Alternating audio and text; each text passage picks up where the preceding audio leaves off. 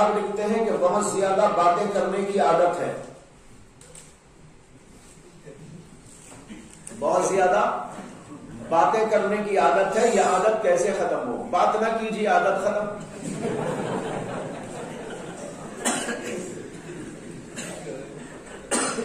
واقعی بیماریوں میں سے یہ بھی ایک بیماری ہے، باتیں کرنے کی عادت.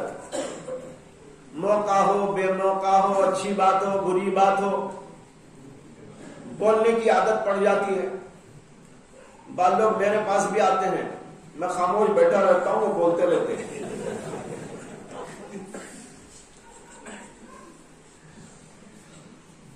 ایک جگہ کا قصہ یاد آ گیا. ایک جگہ میں گیا تھا تو وہاں پر ایک بوڑھے آدمی تھے. ان کو بولنے کی بہت عادت تھی، لیکن بولنے کی عادت کے ساتھ ایک اور عجیب عادت تھی، آنکھ بند کر کے بولتے تھے.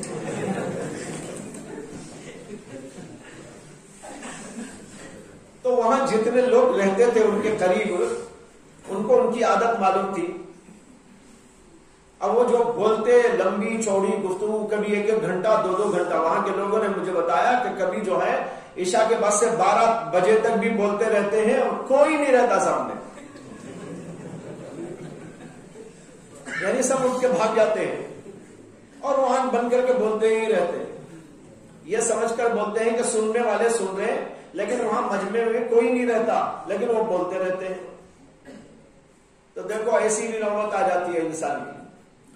بولنا بہت بڑی بیماری ہے. احادیث کے اندر بھی زبان کو کنٹرول میں رکھنے کا حکم دیا گیا ہے. ایک صحابی نے رسول اکرم صلی اللہ علیہ وسلم سے سوال کیا تھا کچھ نصیحت کے بارے میں. نبی اکرم صلی اللہ علیہ وسلم نے ان سے فرمایا زبان کو ایسا پہلے پکڑ لیا اور پھر فرمایا کہ اس کو اپنے کنٹرول میں رکھنا. انہوں نے کہا یا رسول اللہ، یہ زبان کیا اتنی خطرناک ہے؟ کیا آپ پکڑ کر بتا رہے ہیں کہ اسے کنٹرول میں رکھنا؟ اللہ کے نبی صلی اللہ علیہ وسلم نے فرمایا کہ ہاں، زبان کے علاوہ کیا چیز ہے جو انسان کو جہنم میں اوندھے منہ گرا دیتی ہے. یہ حدیث ہے. ایک اور صحابی نے اللہ کے نبی علیہ السلام سے نصیحت چاہی. آپ نے کہا املک علیک لسانک، اپنی زبان کو کنٹرول میں رکھو. اور یہ بھی حدیث میں آتا ہے کہ اللہ کے نبی علیہ السلام نے فرمایا کہ روزانہ صبح ہونے پر تمام اعضاء انسان کے زبان کے سامنے ہاتھ جوڑتے ہیں اور کہتے ہیں کہ اے زبان ذرا سنبھل کے رہنا، اگر تو سنبھل کے رہی تو ہماری خیریت، لیکن اگر تو نے کہیں گڑبڑ کر دی تو بچ جائے گی لیکن ہم پٹ جائیں گے. مثال کے طور پر زبان سے کوئی غلط جملہ نکل گیا کسی کے بارے میں، اس کو غصہ آ گیا تو وہ زبان کو پکڑ کے نہیں مارتا، پیٹھ کو مارے گا، ہاتھ کو مارے گا، سر کو مارے گا، تماچا مارے گا، گھونسا مارے گا.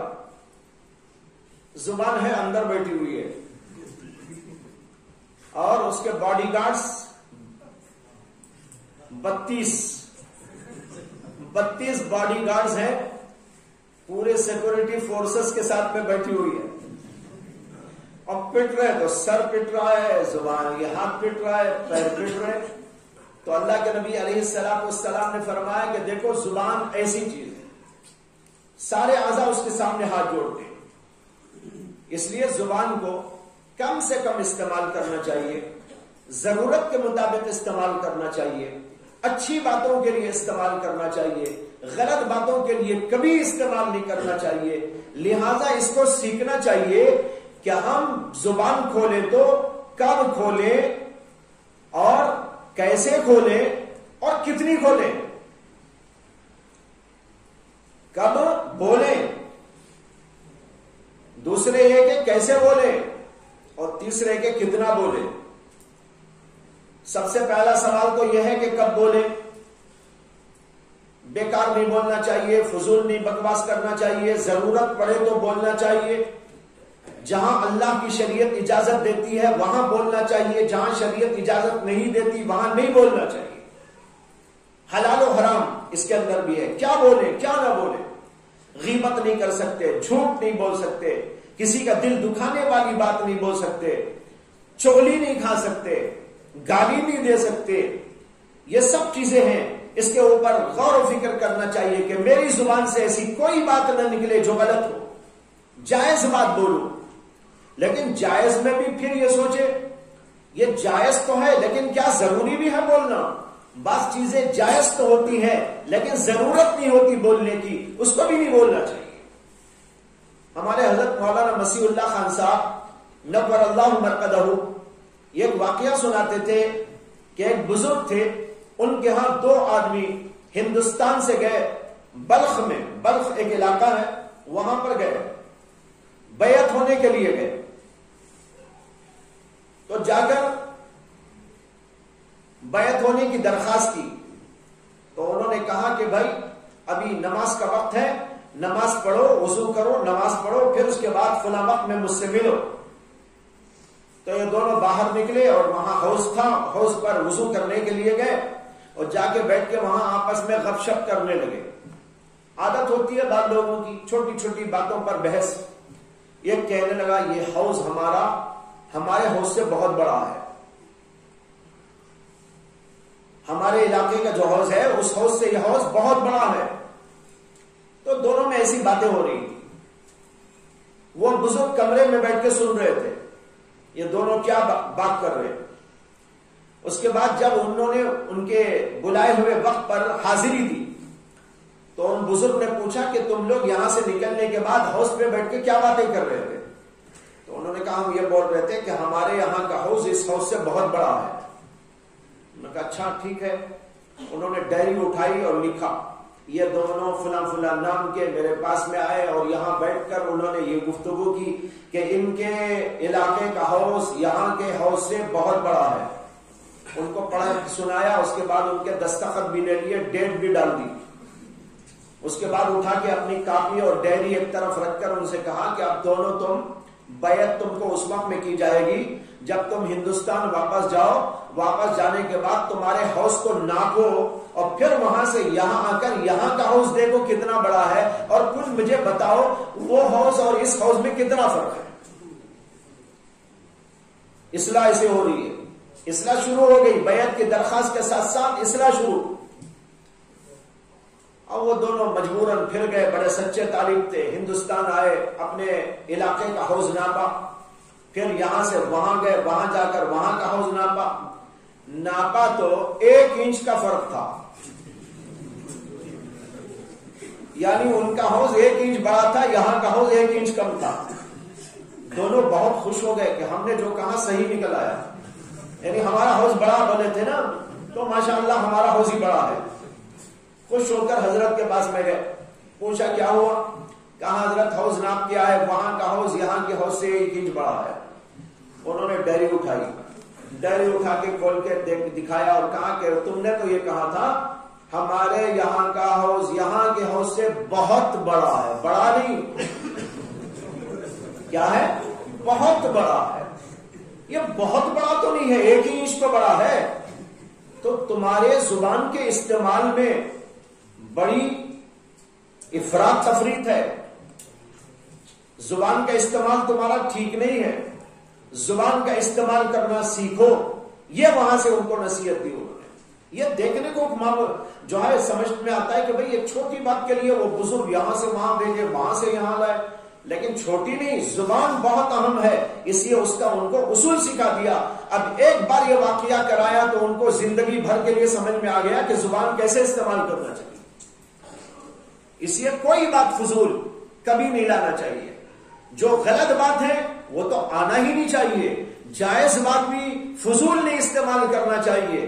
اور پھر اس کے بعد یہ بھی دیکھنا چاہیے کہ زبان جب ہم استعمال کرتے ہیں تو اس کا استعمال کیسا ہو۔ یہ ہے کرے کہ نہ کرے، بولے کہ نہ بولے۔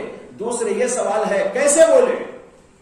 بعض لوگ بولتے تو ہیں، ضرورت ہی کے لیے بولتے بھی ہیں، لیکن ایسے طریقے سے بولتے ہیں جو بڑا بے ڈھنگا ہوتا ہے، بولنے کا سلیقہ بھی ہونا چاہیے. بات بات میں فرق ہوتا ہے.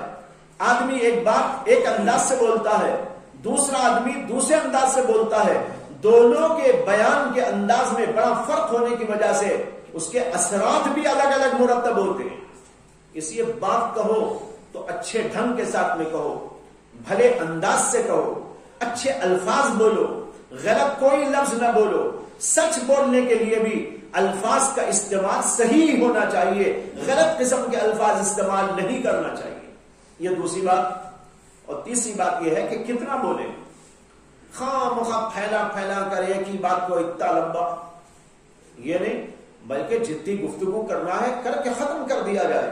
اپنے اوقات کو ویسٹ نہ کرو, اپنے اوقات کو برباد نہ کرو. اس لیے کہ بات چیت کے درمیان میں کبھی کبھی ایسا ہوتا ہے لوگ گھنٹے گھنٹے بیٹھ کر اٹھتے ہیں, پتہ بھی نہیں چلتا 2-4 گھنٹے گزر جاتے ہیں. وہ 2-4 گھنٹے قرآن کی تلاوت میں گزرتے, اللہ کی یاد میں گزرتے, اگر کچھ نہیں تو کم از کم سونے میں گزر جاتے تو اچھا تھا.